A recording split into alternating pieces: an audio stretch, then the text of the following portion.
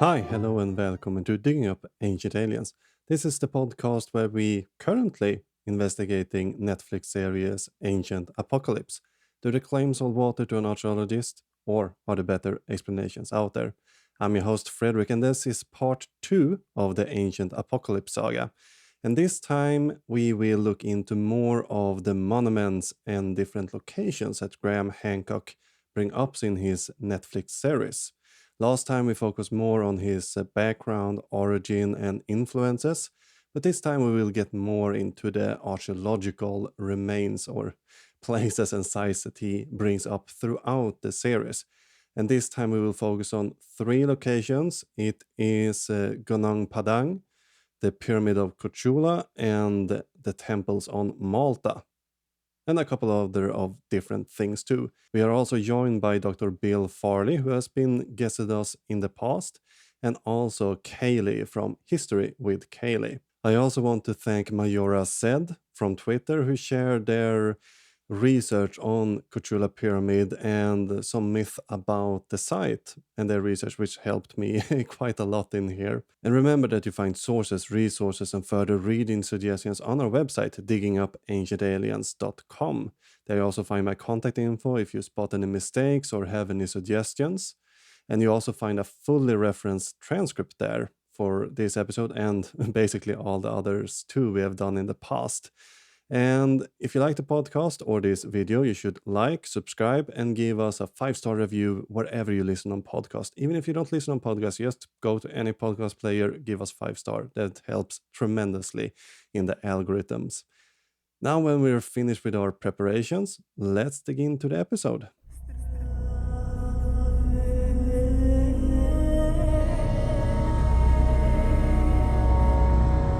Now let's start where Hancock started the show, with Gunung Padang.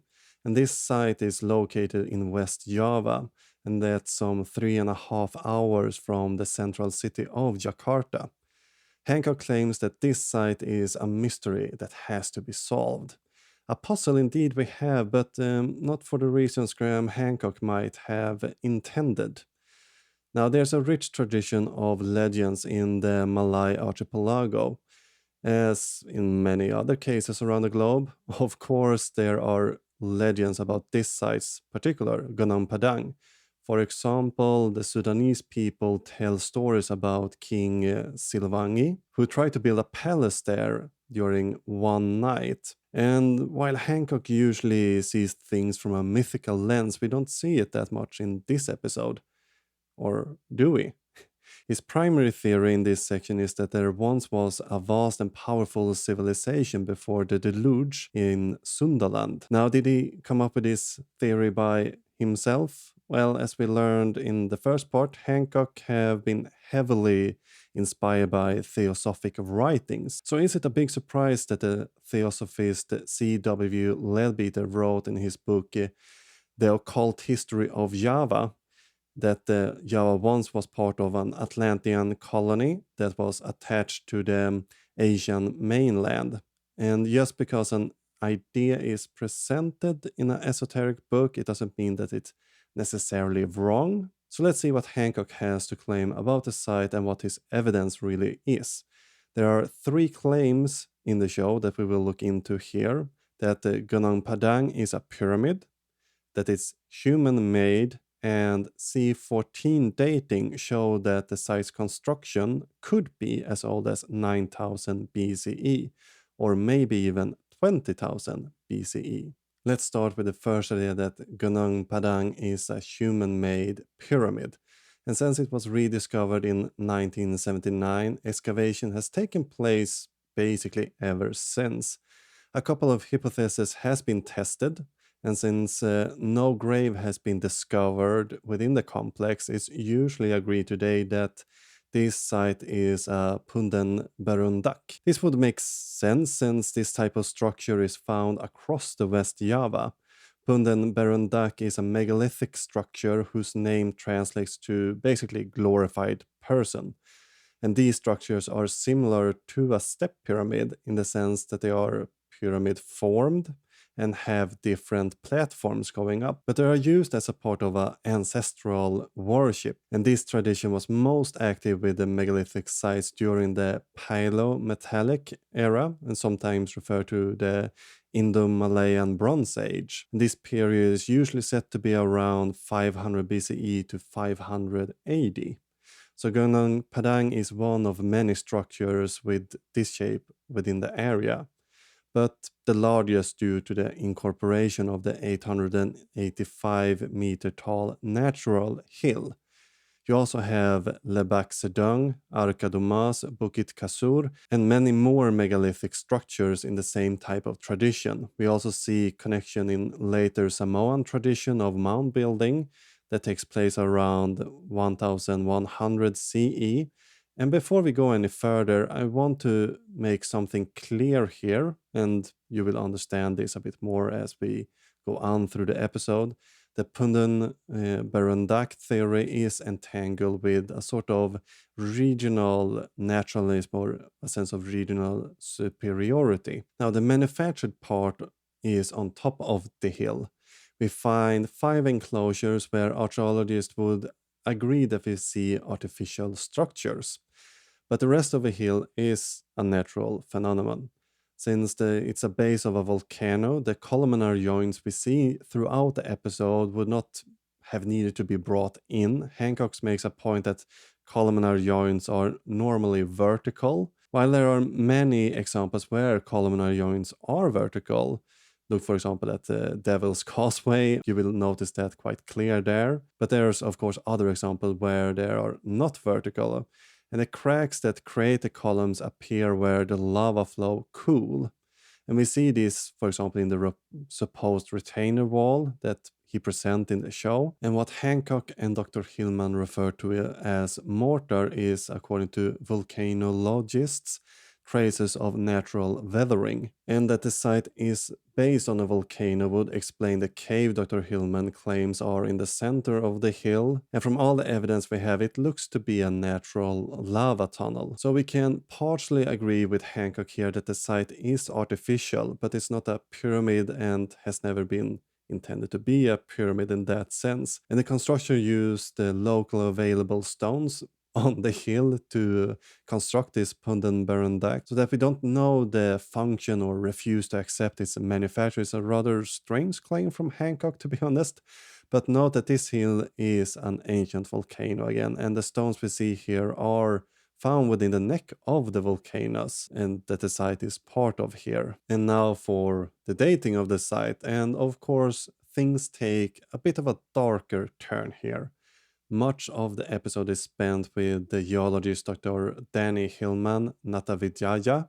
He was, together with lead archaeologist Ali Akbar, responsible for an excavation that took place between 2011 and 2014. Both appear throughout the episode as experts on the site, but this excavation has not been without its fair share of criticism. And to understand the C14 datings and the context they were taken within, we need to look closely at how they excavated the site. I first want to pause and reflect, and we should take notice that archaeology can and often are used for political gain. Indonesia is a post-colonial state. While the first president, Sukarno, was trying to build a nation based on economic freedom from the West, empires from the pre-colonial past was used to strengthen the legacy of his regime. That archaeological claims has been used to support nationalistic ideas is far from new. Neither is sponsoring a pseudo-archaeological claim to boost your national image. We saw this, for example, in Bosnia with the Semir Osmanagic's pyramid in Visoko. And we have another connection. We see how funds from the state is used to support one of these fringe ideas, both in Bosnia and both here in Indonesia. So the research team at the Gunung Padang received 3 billion rupiah in initial funding. Now, it sounds like a lot. It's not too much when we convert this to US dollar, but compare this 3 billion to the 4.6 billion rupa Bandung Archaeological Center get to cover their research and salary for a whole year. And this is supposed to, well, include the salaries, projects, excavations, conservation, and everything else. And the research team at Gunung Padang got 3 billion for the first year, basically. And there's no secret that the excavation of Gunung Padang was ordered by the then sitting president Sisulu Bambang Yudhoyono. As Silius Stovati and Fove wrote, the Yudhoyono administration utilized symbols and landmarks to try to bolster a national identity. Yudhoyono wanted a symbol that could be used and considered to be older and bigger than other famous monuments like the pyramids of Giza. And we see different nationalistic activities take place throughout excavations. They have flag raisings, they have salutes, they have high-ranking official. They even named part of the excavation Operation to honor red and white. Now, but even if an excavation has a political agenda, they could still theoretically do good research. So is it the case here? And the more we look at it, the more it becomes clear that this was not the case, unfortunately. They went for a rather destructive excavation with a lack of general oversight and methodology. Samples were taken and analyzed without motivating their relevance or context even. And there's cases of recent items or more modern items contaminating the excavation. For example, a coin that turned out to be from the mid-1900s was dated by the excavation team to be from a layer or within a layer that they had dated to 5200 BC. And the find was not even in situ in the first place, and there was never any good reason for placing the item in that layer even. And they didn't even talk to other archaeologists to see if their theory was correct, or even numismatics, people who study coins, but decided that this was an ancient amulet and evidence of this ancient culture that they were trying to find on the site. And there's more reports of items not found in situ but would rather just appear among the excavation teams. And this isn't really too surprising if you have in mind that they had up to 500 volunteers. None of them really had the experience with archaeology, or is unknown their level of experience. As for the C14 dating, we have a similar pattern of mistakes. There are, for example, 2 core drillings, but we're only sure whether Dr. Hillman have taken one of these, creating a bit of a context issue here for us. And the dates look strange when we look at these 2. For example, we see old date that's mixed with the younger dates within the core. And the 2000 BC or 20,000 BCE that's thrown around within the show is from drill core number 2 at a depth of 7 meters. And we get then later a calibrated date on 11,600 BCE at only 8 meters. And this sequence in the core closes out on yet another 20,000 BCE date. Now, I like to note that these extreme dates are sometimes within the core just separated by a couple of centimeters. While it's plausible, it's highly peculiar, to say the least. It's not really something we would expect to see, especially with these long time ranges within the core. Hillman isn't really noting this in any documentation that we have access from within his archaeological digs. And as we previously mentioned in another episode, core drillings are sensitive to contaminations. Furthermore, the researchers doesn't seem to know what they are testing. Context is everything within archaeology. We need to know what we're testing and within what context. But the team is just noting that this is organic matter that they have, for some reason, decided is from the construction of the site without giving us any, deeper explanation for it. But since Hillman and Ali Akbar's team has rounded the quality control that is peer review, the data we have is quite scarce from the excavation, unfortunately, and they have systematically only speaking with media outlets like the news or papers, blogs, the popular media, so to say, instead of publishing it to journals. Add to this a lack of attention to stratigraphy and insufficient documentation when removing columnar joints and general site destruction. We have parts of the site that now have been rendered rather useless for future scientists. And this is an excellent example of what happens when you're doing an excavation for the wrong reasons.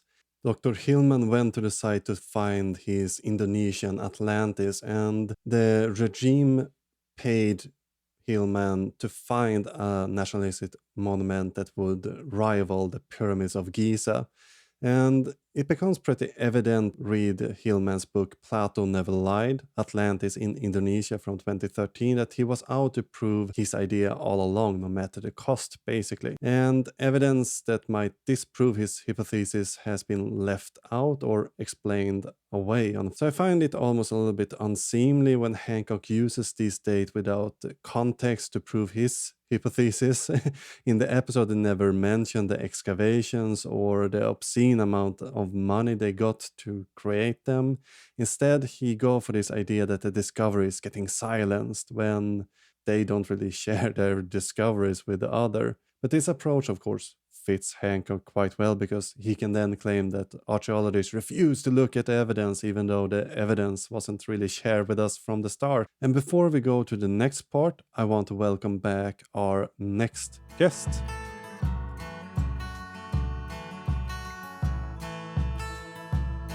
So I want to welcome Dr. Bill Farley, who has been a guest previously. Welcome back. Yeah, thank you for having me again. I was on the show previously when we were just making fun of an episode of Ancient Aliens.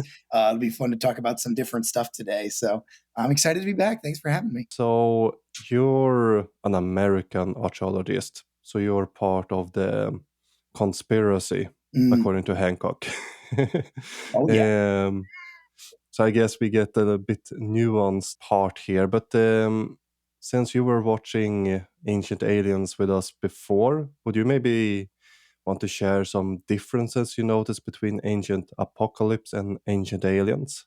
Yeah, there's some interesting similarities and differences. I think, I'm sure as you've noticed, there are a lot of similarities. It borrows a lot of the same visual language, which is to say just sort of basic documentary style, which I think is meant to lend it credibility in the same way. But I think a big distinction, an important distinction between the two is that Ancient Aliens is more overt in its reaching out to, let's say, conspiracy theorists, right? It knows what it is, and it's not pretending really to, at least it's not pretending in overt ways. It subtly pretends to be something it's not with its use of visual language and filmic language to try and the way it uses the language of documentarians to lend itself credibility.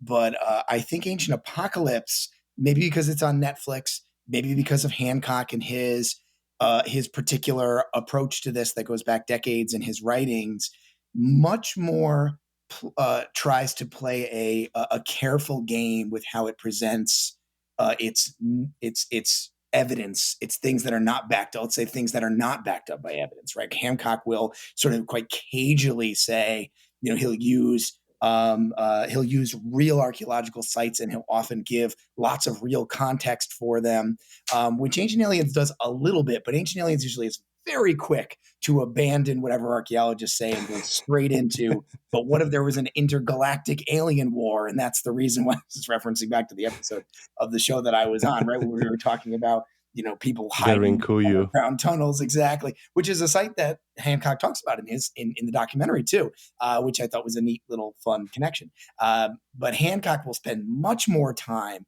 talking about the archaeology. He brings on guests who are ostensibly archaeologists, who it's trickier to put into the territory of crackpot.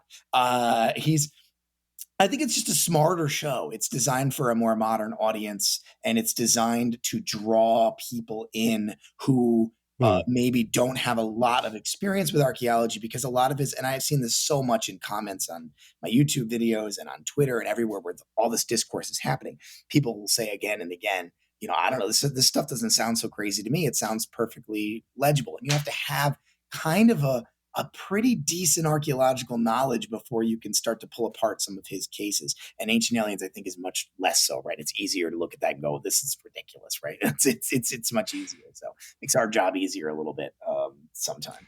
Yeah, but the difference between where were we, Ancient Aliens and Ancient Apocalypse is, well, they are not trying to sell it to a new audience. They want the conspiracy, the David Icks, the alien crowd who already believe in it, while Ancient Apocalypse more put itself as, I'm just asking questions, and Mhm. this is a sciencey show. Well, Hancock maybe don't want to be a scientist, a historian or archaeologist, but he wants to present himself as presenting a scientific idea, Mhm. so Mhm. to say. Yeah, it's like the audience. Ancient Aliens, I think, is looking to speak to insiders who are already alien people, who are already conspiracy theorist people, who are just into that stuff, whether seriously or not. Right? Like sometimes people just watch that stuff for fun, and I get that. Right? That's okay. People just watch that stuff the same way they might watch X-Files, and they know that it's Yeah. all BS, and they're just having a good time with it.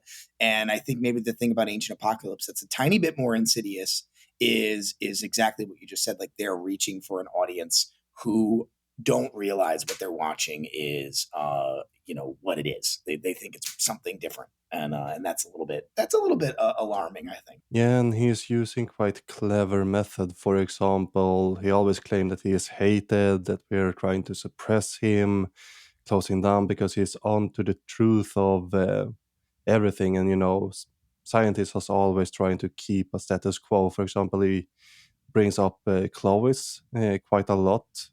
Would you want to speak a little bit to the people who might not be familiar with the Clovis? Yeah, he brings up this issue of Clovis and the quote unquote Clovis first theory, and he doesn't give us a ton of background on that. And the context for this is really deep, and it's something you learn in school if you're going to school for archaeology in the United States, because it's an important part of the history of archaeology. But it's Hmm. a kind of a it really is that it's a part of the history of archaeology. Why should we care about this? Well, Hancock has made this a centerpiece of his argument because a huge part of the show, and I would say this is a difference from Ancient Aliens too, is like you were saying, there's a kind of a victim complex element, and I think that's an intentional structuring of the show. Like, oh, I'm against the establishment, and he has to paint archaeologists as somehow this cabal of secret secret keepers and or at the worst intentional secret keepers, and at the best just really really doctrinarian and old fashioned and like stick in the mud, unable to change. And so to that end he brings up a couple of different elements, things that have a little kernel of truth. And one of those is this Clovis first theory. And the Clovis first theory is, as its name suggests, it's a theory about the peopling of the Americas. So it Hmm. was a theory that was the leading theory in archaeology for some number of decades in the middle of the 20th century, about how humans first came to North and South America. So the very distant ancestors of Native Americans, where did they come from, and how did they get here to these continents? Because there's these big oceans separating them, and the archaeological evidence suggested that happened a long time ago, but relatively recent compared to say somewhere like Africa or Southwest Asia or much of Asia, right?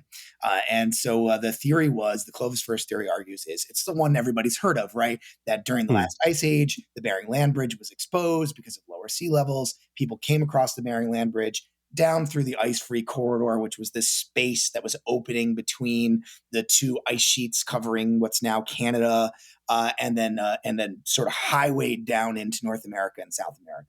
And it's a very elegant theory. That's the word I always use for it in class. It's nice because everything happens at just the right moment. There's all these Yeah. climactic shifts, and at just the right moment, we've got the Beringia is still exposed. The ice-free corridor is opening. Clovis cites these sites that have this very distinctive material culture, including the really famous Clovis Point, these big long lancelet points with a big flute up the center, start to appear all over North America right around 12,500 years ago. So all of this sort of works. It seems to It seems to just work just right. Except then some sites started to emerge. Archaeological sites started to be explored. And in the 80s and the 90s, particularly, sites like Mesa Verde and Paisley Caves, Meadowcroft Rock Shelter, and a few others, all over North America and South America, that sort of started poking holes in this theory, because mostly just because the sites were too old. They were 13,500, 14,000 years old. They were just too old. They didn't make sense. And there was a huge debate in archaeology at that time about whether those sites were real. They needed to have extraordinary evidence, which I think was reasonable, because you were undoing many decades of archaeological hypothesis to do that. And there was an intense debate, and some archaeologists were really unwilling to change their ideas about this. But over time, those sites have been tested more and more and more, and more sites have been founded, and even older sites have been founded. And archaeologists also started to do things like listen to indigenous people more often. And indigenous people were saying, we think that our ancestors have been here longer. And all of these things together really led to a paradigm shift, a big flip over, in which the Clovis first hypothesis is no longer the dominant theory in archaeology. And it hasn't been for probably around 25 years, about a quarter century. Are there still Clovis first holdouts? Absolutely. Of course there are. That's science. Yeah. There's always going to be difference of opinion on this. But the majority of archaeologists nowadays do accept that the Clovis first theory is not adequate for explaining the earliest peopling of the Western Hemisphere.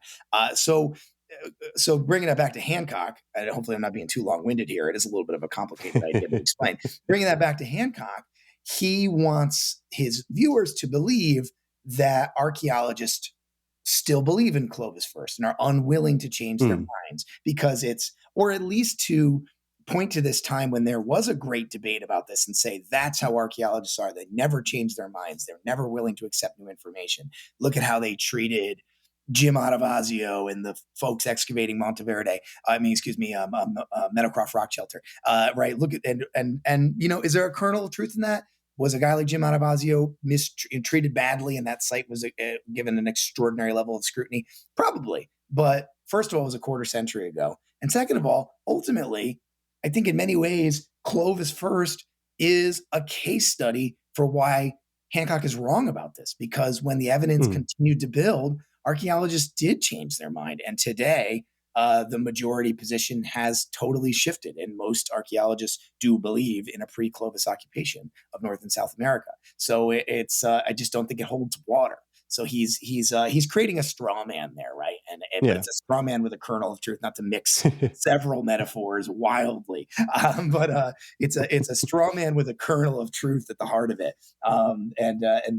So that's my thoughts on that. But others maybe would disagree with me, but I think that's what's going on there. If you start to look at people disagreeing, you will find it in all places of life, and even among archaeologists. For example, what's his name? Eric Thompson, who was quite vocal against how we interpreted the Maya script before it broke in the 70s, there somewhere. So there's been these people trying to hold back, but they've always failed when all the report studies starting to come in, because that's how science works. We correct it when we get better information. So he's somewhat telling a half a story and then want to sell you that, oh, look how they never change, as you mentioned here. And he also have had a bit of a false tactic in how he approaching criticism. He refuses it most of the times, but some of his followers have done a bit of a grassroots movement that you've seen a bit of the rougher end of, especially with ratemyprofessor.com, for example. Would you want to share your experience with the website? And this whole thing got quite nasty, and how much of this lays on Graham's shoulders, I think, is hard to say. But those of us who have been critical of the show, and I think people have really been pretty mild-mannered about this. I mean, what did I do? I made a couple of YouTube videos that sort of talked about it and just tried to give some context, in which I talked about things like Clovis. And those YouTube videos got some traction. They got a lot of views. And that that put me in the crosshairs of a couple of people. Probably most obviously is a very large YouTuber who goes by Bright Insights, guy named Jimmy Corsetti, who's regular on Joe Rogan. He's a buddy of Graham's, but he likes to get down in the mud a bit more than some of these other guys. Graham has this very Hmm. like I don't do these sorts of things, and like I'm going to have long debates about who I will debate with on the Joe Rogan show, and he sort of tries to stay above this. But Jimmy's more a down in the mud sort of a guy, and we had some sort of an exchange on Twitter, and then he blocked me. And whatever, I thought that was the end of it. Okay, whatever. You interact with a person, somebody blocks you. I never will knock somebody. Somebody wants to block me, that is their right. Yeah. I block people when I don't want to talk to them anymore. I don't care. But he then went and we all have this was not hard to screen cap. He went on Twitter, and so this guy, just to give you a little context, this guy has like 1.5 million YouTube subscribers. He has a very large following, and he went on and he sort of went to his followers and he said, "Hey, I think we should get dirty with these guys." And he wasn't talking about me specifically. He was sort of saying all of this whole group of people who were criticizing him and Hancock and others. And he had specific suggestions. You should go and write fake reviews about their books. You should write fake Rate My Professor reviews. You should call up their HR and pretend to be a student and make stuff up about them, try and get them fired from their jobs. Pretty nasty stuff. And Hmm. just about I had about just about all those things happen to me. Most publicly my Rate My Professor reviews were review bombed. So it's relatively low stakes here, but I got something like 15 or 20 very fake Rate My Professor reviews, 1-star Rate My Professor reviews, with really nasty stuff in them, hilariously fake, writing things that no student would ever write, about classes I don't even teach anymore, and just obviously factually incorrect stuff. And Rate My Professor took some of them down, but have left about a half dozen of them up, which has ruined my Rate My Professor page and my scores, and refuses to take them down or even reply to me. They don't even they won't reply to my messages and my request to talk to them or give them evidence of what happened. So that remains there. So this is the stuff you got to deal with, I guess, if you want to criticize stuff on the internet. I think if you take a look at the criticisms I've had, they've been pretty fair and pretty mild, but they certainly pissed off some people. So yeah, that's been my that was an annoying couple of days where I was on the phone with my university HR and the university police department and Yeah. having to talk to them about all this stuff. It was stressful. It was stressful, but it is what it is. It's no big deal. Like, Understandable. But the university can't help with ratemyprofessor.com, or they it's can't with just that. I mean, I was the university was great, and I spoke to my dean and all those people, and they were like, "Listen, if we're gonna get fake calls from people, like that's not going to affect you. We know what's going. First of all, this stuff happens. This is not unusual for academics, actually, and hmm. some academics work in much more contentious fields than we do, right? And they get a lot of this, this kind of, and also, of course, my colleagues who are women or people of color get orders of magnitude more of this crap than Hmm. I do. So I'm getting a taste of it for sure, and it's unpleasant. It makes me more empathetic. But they're like, we've this is not our first rodeo, so to speak. And they knew what was going on. But Rate My Professor is just some website. It's just some business, or whatever. And it seems to be running kind of on autopilot at this point. It seems to be they're just letting algorithms do everything. And I don't know. I don't think there's any actual humans there answering the messages anymore. is my No, I think it's from when I looked into the site, it looks abandoned. It's don't really have a parent company really. Nobody seems to care it as long as it's running and give them some ad revenue. They seems just seems to be like perfectly happy. most of their help pages are just broken web links, so Yeah. you're trying to find who can I send an email to so that I can have a conversation and explain what happened. And it's just, you can't do it. There's no way to do it. So I was like No, reduced to adding them on Twitter and sending them Instagram messages, which they completely ignored. So it is what it is. I don't know. I don't think the warning signs on a website that you can't contact anyone. Not really give them a lot of credibility at the end of the day. I don't think so. And I don't get the impressions that students value it that much. There was a time, maybe 5, 10 years ago, when it was an important tool, and I just don't know. I just don't know if it is anymore. I don't think many students use it anymore. So, sorry, right, my professor. They probably would if you treated yourself with a little more respect. That's just me. So, what rating would you give Ancient Apocalypse? you know it depends on how I'm going to give you a real weaselly answer. It depends on who's rating it. In some ways I think it transcends Ancient Aliens a lot in its reaching for legitimacy and credibility, the getting on Netflix, and of course we all know I don't know. There's some questions about how he got it on Netflix, right? He's got some familial connection, shall we say? I don't Yeah. know. I have no idea if those were utilized. Maybe not. I don't want to, but it raises some questions, right? But the show was on this really mainstream platform. It's Hmm. a higher production value, I think, than anything that Ancient Aliens has ever done. It's smarter about how it presents its arguments to make them seem more reasonable, and to reach out to a broader audience of people who maybe aren't already quite invested in these alternative hypotheses, shall we say? But so you could see that as a, well, that's really an improvement. They really did a good job. Or you could say, wow, that's extra manipulative and gross, and rate it even lower. So it depends on your perspective, I guess. The show is certainly very slick in how it was made and how it was produced, how it was advertised, and Hmm. how it was put out there. But in other ways, I think it's really disingenuous, and it does a lot of things falsely that it knows it's being false about, and it does it anyway. So that I don't care for very much. So Thank you for your time. I will let you get back to your work. You're starting your day. yes, yeah, But off to everything. well, thank you for your time. It was very appreciated. Yes, thank you for having me back. Anytime you want to chat more, I'm around. Thanks again to Dr. Farley, and you should go back and listen to his previous appearance back in episode 12. Links to his YouTube channel and all the other good stuff can be found in the show notes. So let's get back into the program.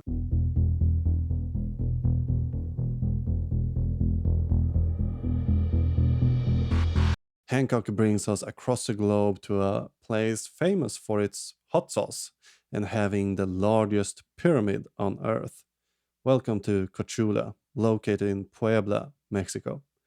This might not be the tallest pyramid in the world, measuring only some 25 meters or 82 feet in height, but by volume, it's the grandest of them all.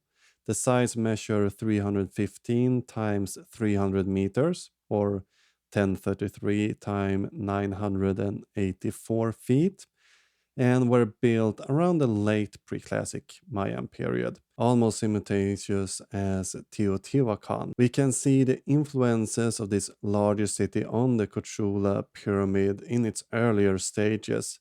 They use, for example, the architectural style talud tablero, meaning that they have part of the wall sloping, then followed by a straight section. Now, Hancock Visits brings us some excellent film of the locations and the tunnels within the Cholula Pyramid. Sure, one could discuss the Azteca and Concheros dancers' clothes. We will glance over that part for now. This is a topic that we might revisit one day, but not today. Now, Hancock's dating for the site isn't really too strange, to be honest. He says it's to 500 BCE. While it's a little bit off and he doesn't really give any reason for the date, it's not way off actually. Usually the pyramid is dated to between 400 BCE and 200 BCE, but the 200 BCE date is more likely since it's based on ceramics found at the site that we can date. And Graham spends most of the time just walking around the tunnels beneath the pyramid, and they bring up a small spring. Hancock claims it's beneath the Cholula pyramid, but in reality, it's more to the west side of it. And this is a natural spring that feeds into a marshy area that's just a little bit regress beside the pyramid. And if you have been with us sometimes or well read on Maya mythology, you might recognize this scene a little bit from the Creation myth. We have what could be described as a ball cord from where the mice god sprung, And water is an essential part of the Maya rituals, as we discussed in an earlier episode. So it's not strange that they build a temple so close to a water source, a spring. And we should note that Hancock wishes that the pyramids have something more in common than just the shape. Hancock says the problem is that these structures are universally associated with very specific spiritual ideas. What happened to us after death? Now, in Graham Hancock's minds, all the pyramids of the world have a common idea that brings them together: death and the afterlife. And since they all share this idea, it's impossible that these structures developed independently by the different people living in the regions. But there's an issue, of course, with Hancock's reasoning. The pyramids aren't all connected to death or the afterlife. Sure, the Egyptian pyramids were about death, and many other of the pyramidal buildings are connected to the religion or different ceremonies. And sure, religion tend to claim to have answers to what happens when we die or after we die, maybe more. But that's as close as we get to this idea of this pyramid symbols death and afterlife. For example, the pyramids in Mesoamerica were more connected to life. The Pyramid of the Sun in Teotihuacan commemorates the creation story, for example, and the sacrificing taking place on the pyramids throughout Mesoamerica was to ensure the continuation of life and to celebrate life. And the mounds of North America were filling several different functions, ranging from ceremonial locations for longhouses, meeting places, etc. It's not correct to attribute them to only what happens when we die or an afterlife. We have the temples in India and Cambodia that have religious connection, but not really connected to either death or the afterlife. Sure, they're part of the religion where those questions are answers, but these buildings themselves aren't connected to that part of the religion. And then we have the pyramids in China that we again see are used as tombs. So there we have the death. But what Hancock does here is cherry pick the data so it fits his narrative, leaving out the misses and only focusing on the hits. The same thing that he accuses archaeologists of doing. Isn't that a little bit funny? Isn't it? But let's move into Hancock's favorite pastime, looking at myth from an esoteric lens. You see, there is a legend that giants built the pyramid of Cholula after 7 of them survived a great deluge. And the first and only account of this story is written in a book called Ophilothria, published in 1899. In it, the anonymous author retells a report from a nameless Dominican priest who visited Cholula in 1566. And the story shows signs of Christian influence, something not really uncommon when they in the past retold pagan myth. For example, Snorre Sturlason's Poetic Edda does the same with the Nordic pagan myth. We must remember that objectively writing down scholarly material is a relative fresh idea in a sense. Even if giants appear in the Mesoamerican creation story, their portrayal is very different from what we see in this anonymous source that Hancock refers to here. Also, while there's some connection to a great flood within Mesoamerican religion, it's just one of many different ways the world gets destroyed. We have the deluge, but in another world, it was destroyed by dogs, for example. Now we need to evaluate myth critically. Some might have good information, sure. Lipo Hans and Hua recreation of how the Maui statue could have been moved is based on legends but viewed from a critical lens. So archaeologists do use legends, but we need to look at them more objective. And something we should address before we move on to our last stop for this episode, I want to again bring up this idea of Kukulkan and Quetzalcoatl. At least Hancock in this series doesn't claim that Quetzalcoatl was a white man any longer, at least, but he still has this idea that this god came from the east. Now, within Mesoamerican mythology, Quetzalcoatl has two sides basically. one part creator slash destroyer of the universe, and one part is a cultural hero. Now, what Graham Hancock seems to do is to confuse the hero part of the story with the god part of the story. Quetzalcoatl as a culture hero is a bit confusing since it talks about a ruler, sometimes referred to as one reed or Tolptzin Quetzalcoatl. The demise of one reed varies depending on the version and when it was told. In some versions, the end of Quetzalcoatl or One Reed is that he sailed east or west, burned himself up, became the morning star, moved to Tlipapan, became sick and just died, or split the ocean, just like Moses did. Again, we have captured Hancock in a sort of orchard filled with cherry trees. And the idea that Quetzalcoatl was white is an invention from Geronimo de Mendieta, a Franciscan missionary and chronicle who lived between 1522 and 1604. In his work Historia Ecclesiastica, Indiana, Volume 2, Chapter 10, we learn about some of the histories of Quetzalcoatl. The Mendieta probably based this on a now lost writing of Andres de Olmos, another priest operating a bit earlier than the Mendieta. But in this chapter, we learn that Quetzalcoatl, or Kukulkan, was described as followed. He was a white man, tall in body, broad forehead, large eyes, long black hair, and large round beard.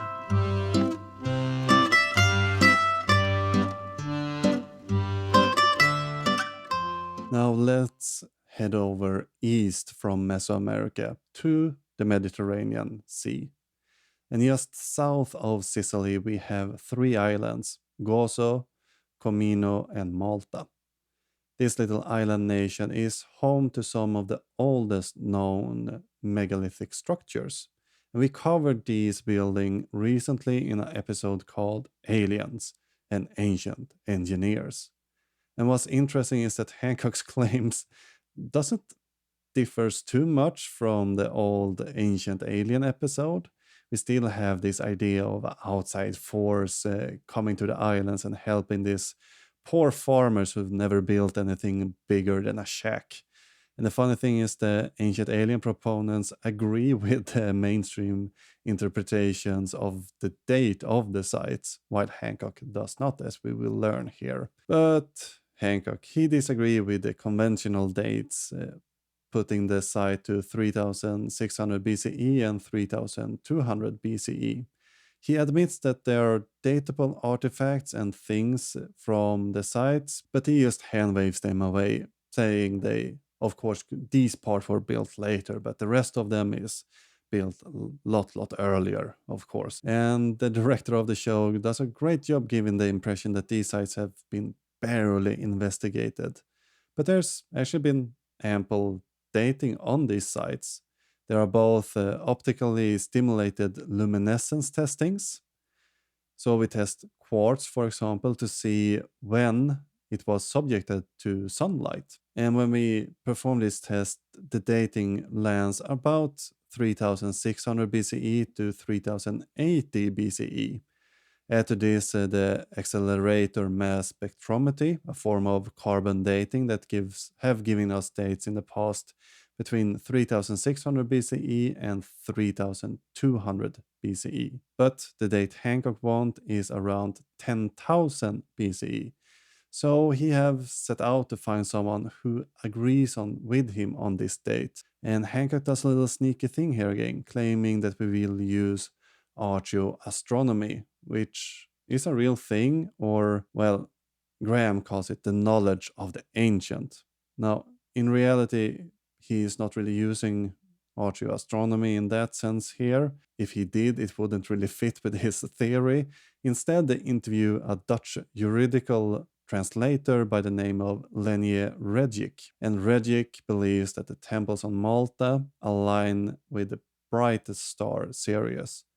And to get this theory to work, the construction type of the temples, according to Fredrik and Hancock, we need to push the date back of the building of the temples to 9000 BCE. The reason why they select this date is unclear, because some temples would align more if we placed it in 5350 BCE or 4250 BCE.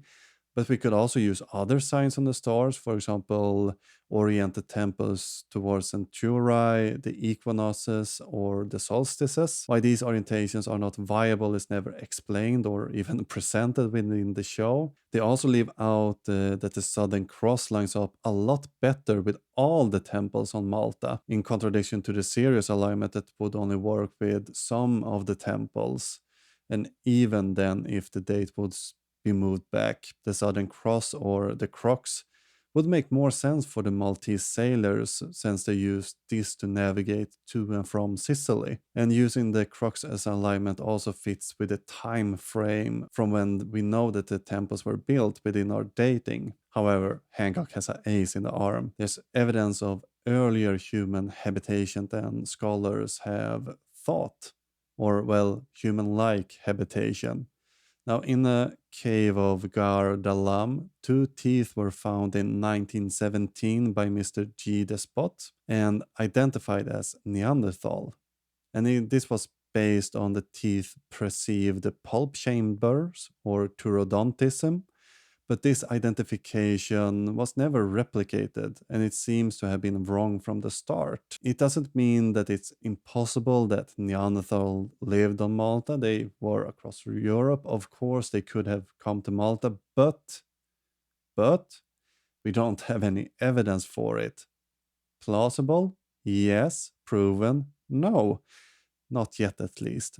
Maybe one day in the future, but of course, we need some evidence first. These teeth were not the case. And I will gloss over the cart rots here that he brings up in the episode, because I went into them in greater detail in the earlier episode on Malta. But as the research stands right now, it's most likely actual marks from carts hollowed out more by erosion over time. And to close this segment out, Hancock comes up with a quite interesting remark in the show to get a connection between Malta, ancient Egypt, and Osiris. He claims that the boats on Malta have the Iron Horus painted on them. Some looks like it on the modern vessels, but the tradition does not originate from Egypt. It actually originates from Greece and Rome, and these eyes were to ward off envy and harm, concepts that were well known in Greek and Roman literature. So Hancock's Osiris connection topples over like a cow in the night. Now, to close out the show, I want to introduce our next and last guest.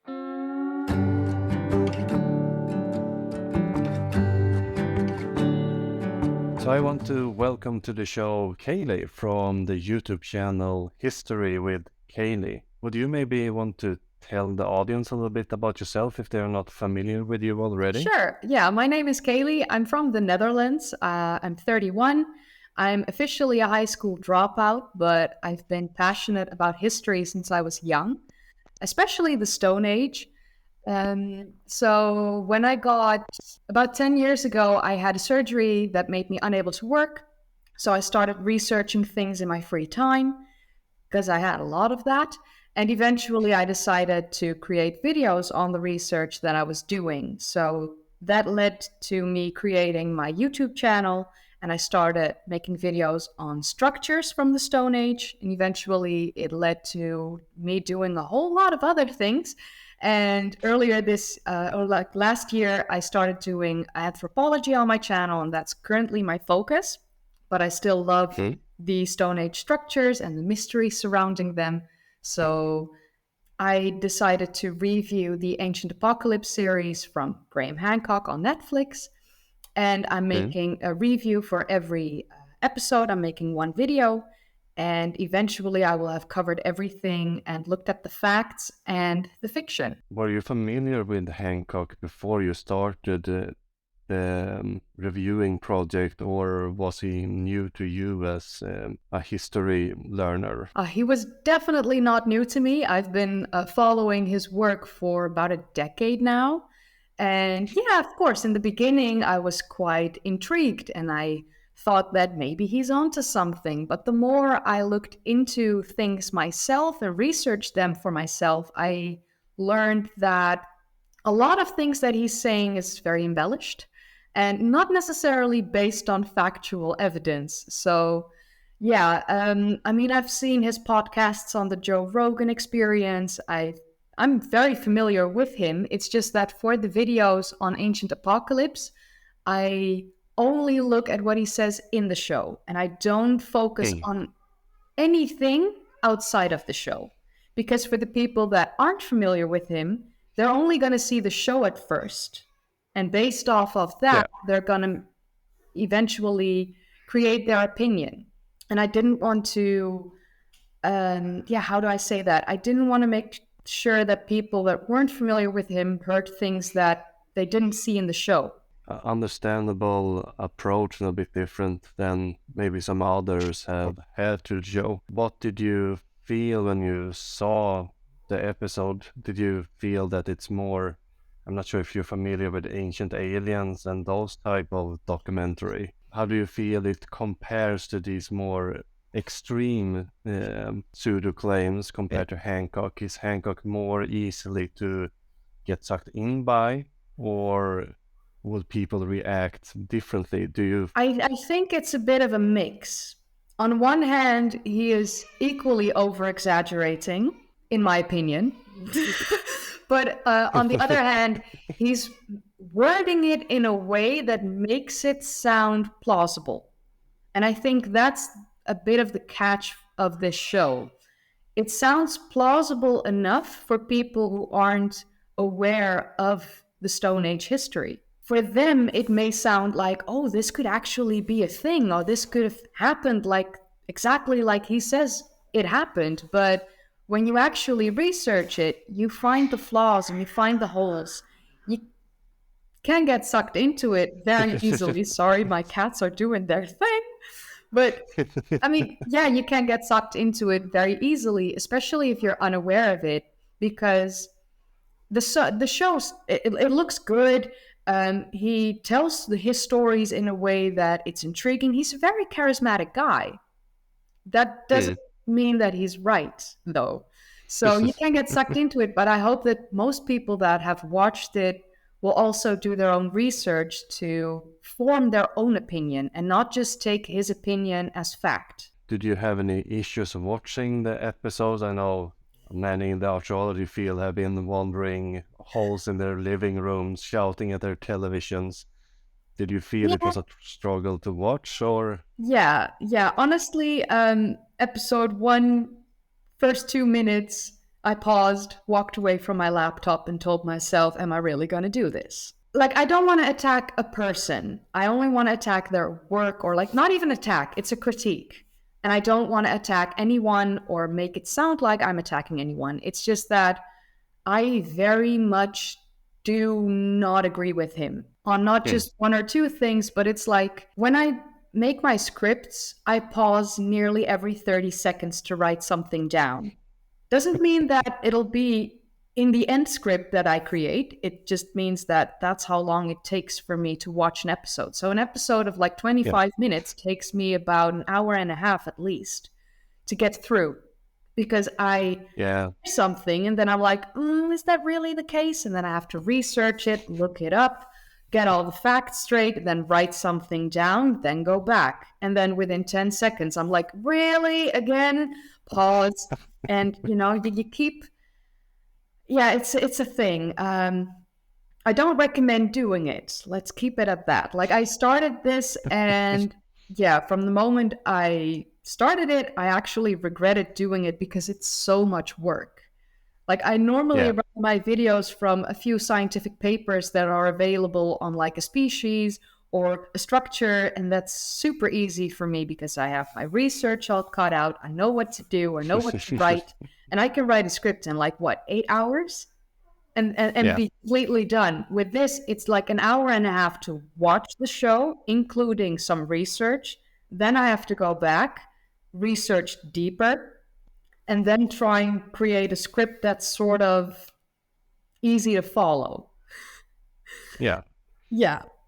Yeah, I know that feeling. You're describing my process basically Yeah, too. So I'm familiar with that one. It takes some time to put everything together. I've put some of the articles that have come out by archaeologists and other historians in the field, but I rarely look at them when I'm writing my scripts or watching the show because I don't want their opinion to influence mine. Yeah. Because I have a strong opinion of my own, but I don't want to take the words of someone else accidentally or things like that. Yeah, that can be a healthy approach to it. But let's talk a little bit about what he says, not necessarily ad verdum, but what did you find most interesting in the few episodes you have seen so far? It covers a couple of sites. Was there anything you felt, wow, this was exciting, even if it was maybe portrayed a bit faulty? For me, one of the very few things that I very much enjoyed of the show was the renders, like I think it's like 3D renders of what some of the sites could have looked like in their prime. Those shots I absolutely love. I think the creative team behind it did a fantastic job on them. It looks amazing. It helps me to try and figure out in my mind what things could have looked like in the past. It's something that I've tried to do myself for a long time. Yeah. Seeing them in a render on the screen, yeah, that to me that's exciting because that it could have looked like that. On the other hand, with the Bimini Road episode 4 episode, I'm very unconvinced. No. But with Gigantia in Malta, I think that looked fantastic. I absolutely think it looked fantastic. And the pyramid in the second episode, that looked good too, the render of that. That looked amazing. And I was like, could have looked like that for sure. Yeah, that's possible. Yeah, I must say that they actually did bring in some good 3D modelers on the show, and that helps a lot.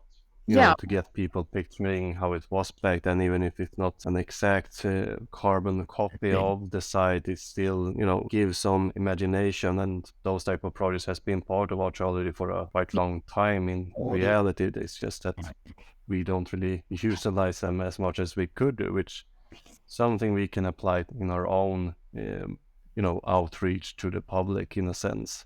Yeah, but from the episode you have seen, what did you feel was the worst representation of a site or a concept? The worst representation, I'm afraid I also have to go back to Malta. Because, yes, Malta is very well known by archaeologists. It's extremely well excavated, actually.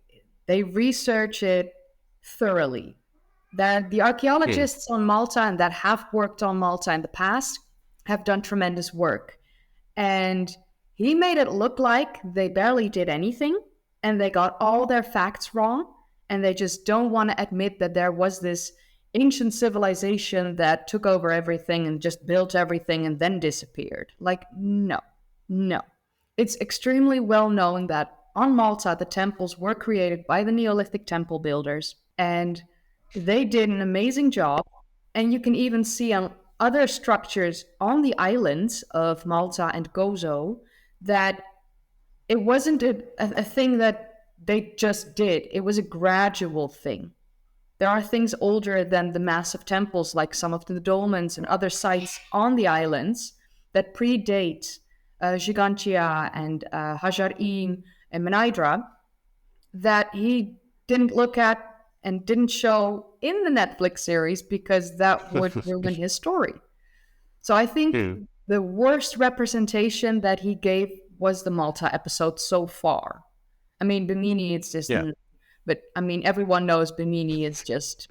it's a fun story, but it's not true. But on Malta, he very much badly represented the work done there. Yeah, Malta, but you've been on Malta, I think, even Yep, last year traveled in around. Yeah. February for 10 days, I've seen all the temples, most of the dolmens, most of the card ruts. I've been inside the Halsaflini Hypogeum. So I've seen things myself with my own eyes. I've been there. I've not touched anything because that's something I don't do. It's all about preservation of these sites.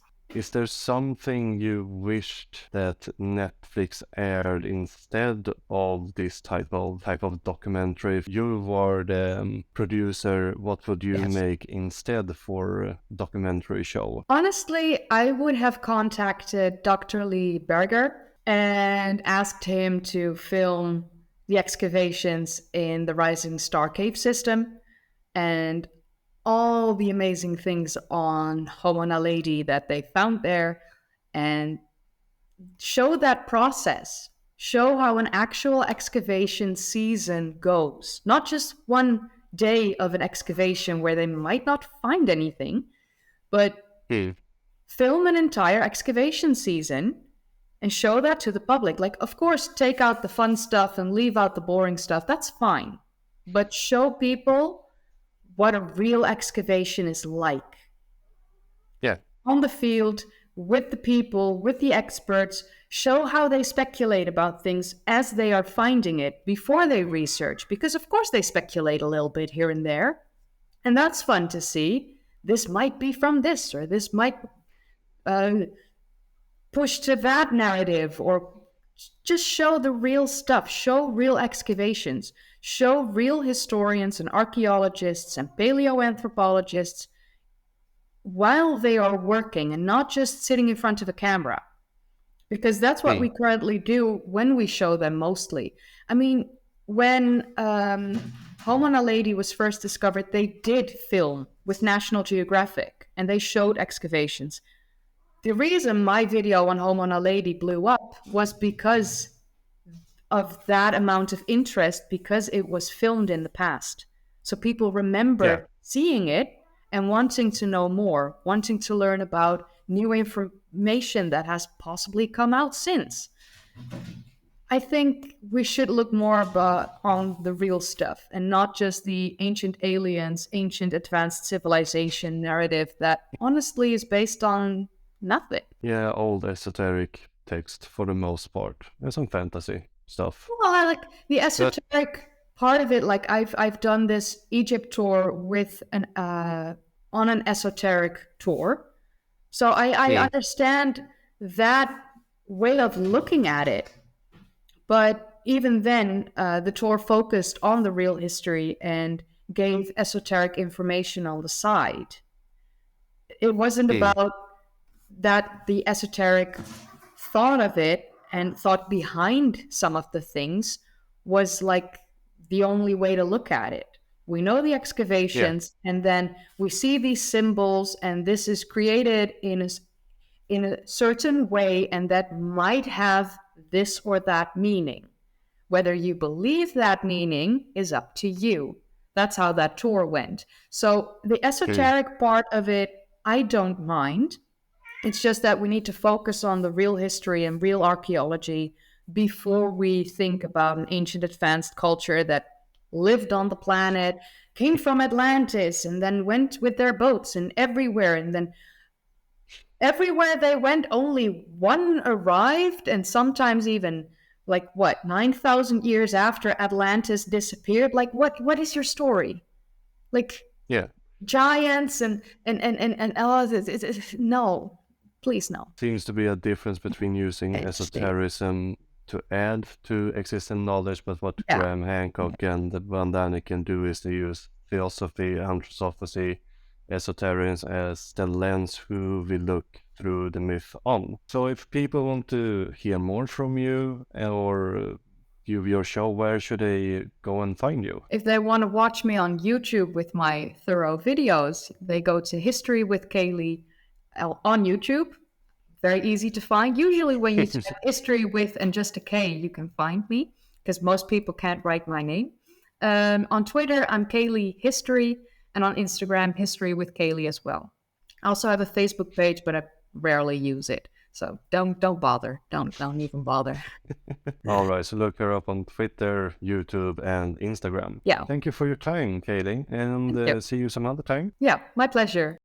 Thanks again, Kayleigh. Links to her projects can be found in the show notes, but for now we will close the books for this time. But make sure to return next time. The exploration will take us to Göbekli Tepe, Poverty Point, Serpent Mound, and back to Daring Kuyu. We will also be guested by Dr. Kayleigh from the Pseudo-Archaeology podcast and maybe some more interesting people. So make sure to tune back in next time. But till then, remember to leave a positive review anywhere you can, such as iTunes, Spotify, or to your friend at the Trench. I also recommend you to visit diggingupancientaliens.com to find more info about me and the podcast, and you can also find me on most social media sites. And if you have comments, corrections, suggestions, or you want to write an email in all caps, you find my contact info on the website. There you will also find all the sources and resources that I use to produce this podcast, and you often find further reading suggestions over there. Sandra Martelor created the intro music. Our outro music is from the band called Trallskruv, who will sing their song Tinfoil Hat. Links to both of these artists can be found in the show notes. Until next time, keep shoveling that science.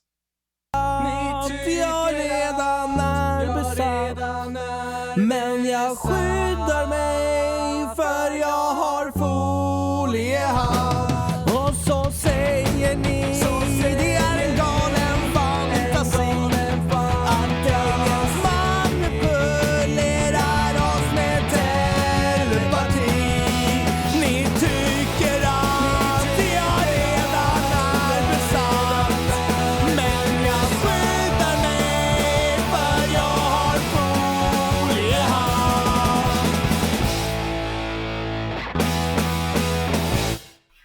I need to click on my litter box because it's gonna make a noise, and that's not gonna be fun. Loud. Cats. He's always a naughty boy. He's so young and he doesn't understand life, but he's always so naughty when I film anything. Why? Why are you naughty? Thank you for tuning in and listening to this episode. Remember that we have a subscription going on. You can become a patron or other subscriber for as little as $2.50 per episode. Go to diggingupancientaliens.com/support. That is, go to diggingupancientaliens.com/support to read more information and sign up right there.